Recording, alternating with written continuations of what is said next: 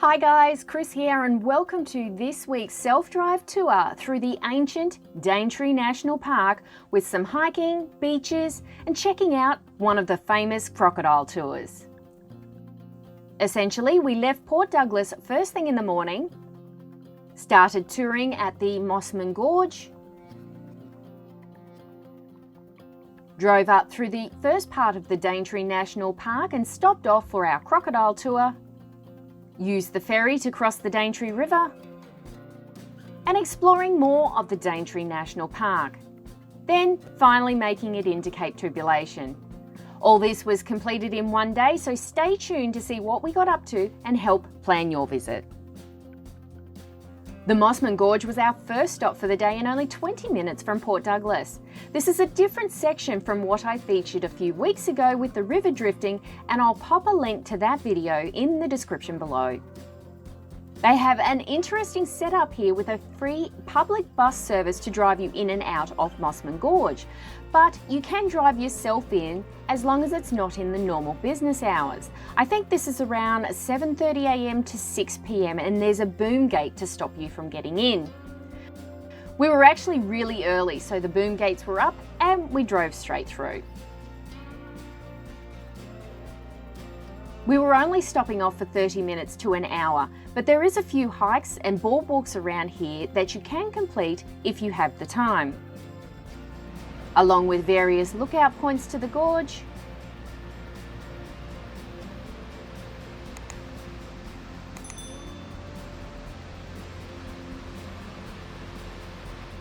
walking over the Rex Creek Bridge,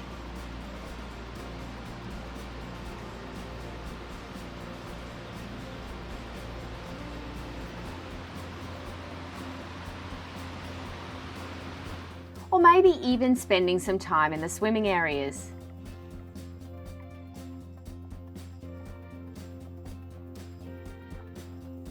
You could easily spend a few hours here and make a nice day trip from Port Douglas. There is also a large information centre, shop and cafe for snacks. This is also where you sort the bus transfers, which I think runs every 10 to 15 minutes. As it was after 7:30 a.m. when we were leaving, we had to follow the bus out onto our next destination. Next up, we're going to go find some crocodiles along the river. We ended up booking a 9:30 a.m. tour in the morning. This included checking in 15 minutes prior. This was plenty of time to drive up from Port Douglas. The booking office had lots of information to read up, and they also supplied some tea, coffee and water.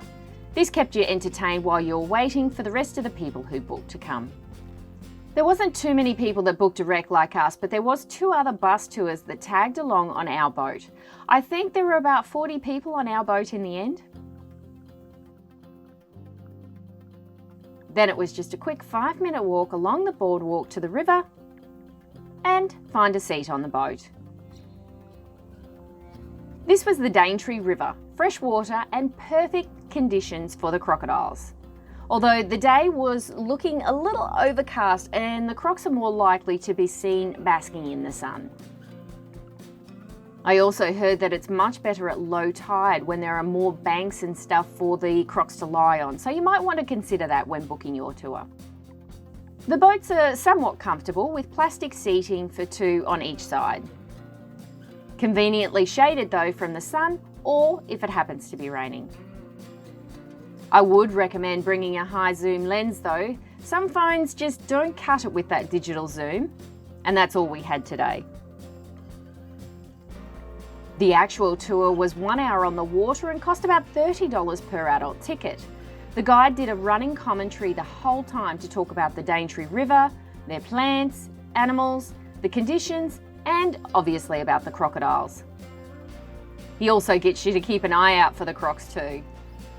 However, we didn't need to worry about it too much because our guide was exceptional at seeing the smallest creatures, including the crocs. So it was a pretty good tour despite the conditions. Then it was a point of seeing the crocs. First up, a couple of different baby crocs.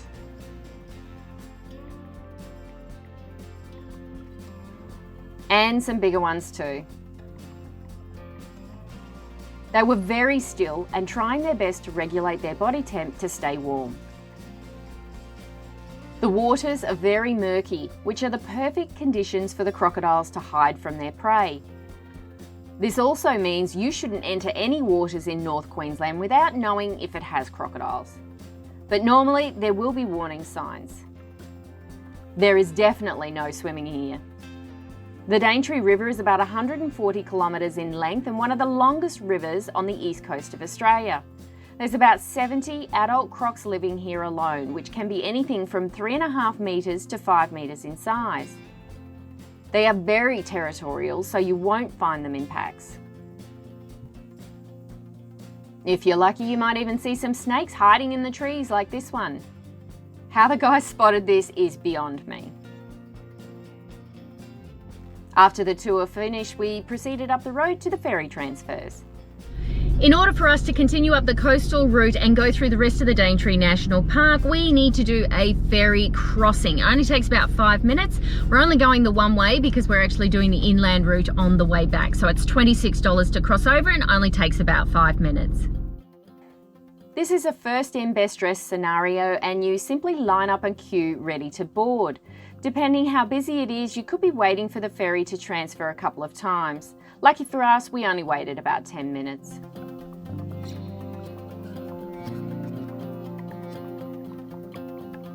This was the same area of the Daintree River we did our crocodile cruise on, so we just stayed in the car the whole time and waited for the ferry to cross to the other side.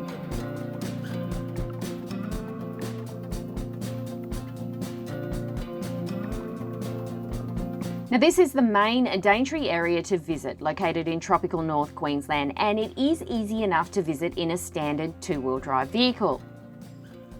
Our first stop today was Mount Alexandra Lookout, which was a quick stop off the main road. A brilliant view on a nice day, just wish we had a little bit more blue sky on our visit.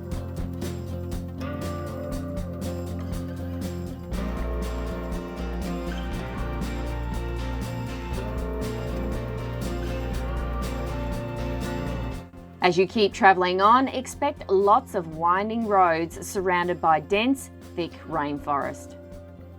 You'll be travelling slowly through these areas and there will probably be a lot of other cars around you. The roads will most likely be wet, so be mindful and drive to the conditions.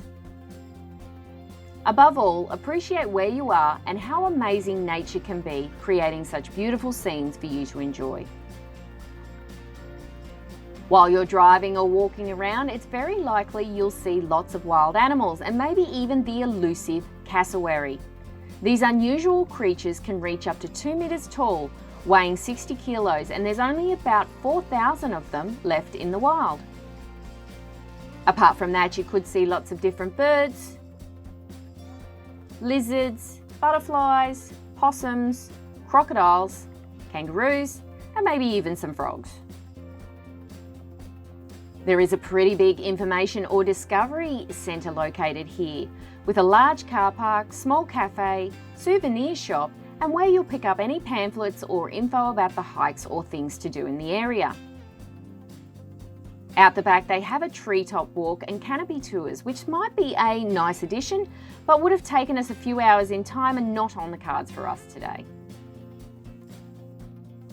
Just down the road from the Discovery Centre was the short Jindalba walk. This is only a 700-metre boardwalk and took about 10 minutes to walk through, depending on how much you sat back and admired the scenes. The Daintree National Park and Rainforest is a special location as it's one of the oldest rainforests in the world, estimated at 180 million years old. Yep, that's even older than the Amazon, with a difference of 10 million years. It has a complex ecosystem with a large amount of wildlife species. It's about 1,200 square kilometres in size and comprised of mountains, rainforests, beaches, gorges, waterfalls and rivers. Most of these are accessible to everyone and well worth checking out. This includes 920 different species of plants and 130 species of reptiles. A little further up the road, we stopped off at the local fruit farm where they made some delicious fruit-based ice cream. As you enter their driveway, you'll pass by some of their fruit trees and on to the parking area. You could wander around the orchard and check out the different fruit trees, but also see the ones they were ripening and getting ready for the ice cream making. This part didn't smell that great, but I guess they know what they're doing. There was a small store with only a few flavours available at that time.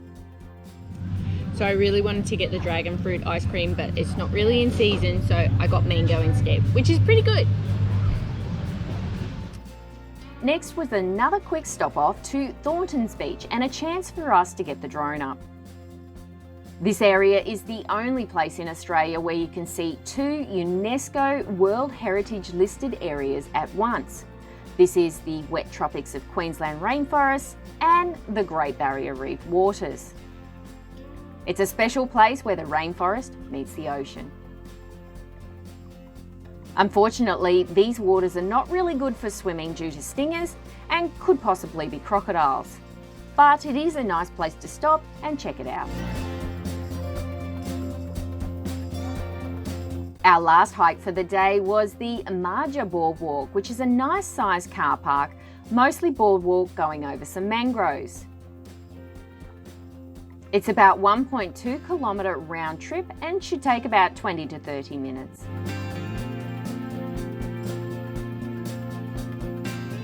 This walks over the mangroves, streams, and you should listen out for the bush turkeys. The spikes and plants are said to date back to the Jurassic period and could have been where dinosaurs once walked. There is a lookout point where you could also spot crocodiles.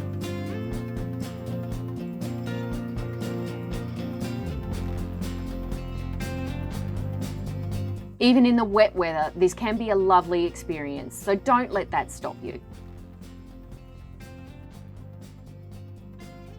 We finally made it into Cape Tribulation and completed the Kulpi Lookout Walk. This only took about 5 minutes and was the lookout point for the Cape Tribulation beach.